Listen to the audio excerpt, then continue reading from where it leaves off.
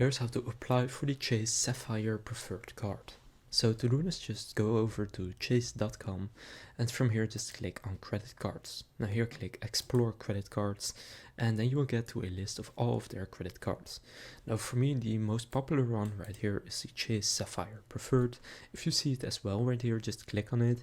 If you don't, scroll down and click explore all cards and then you will be able to find it from there.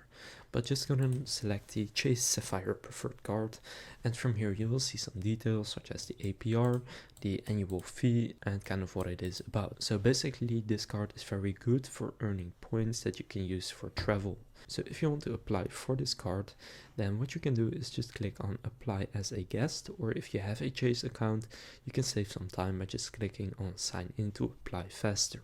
But for example, I'll click apply as a guest.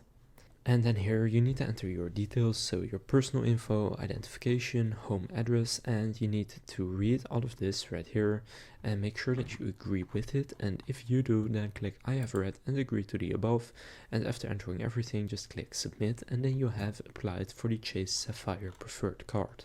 And then they will let you know if you are eligible for it, and if you are, then you will get it.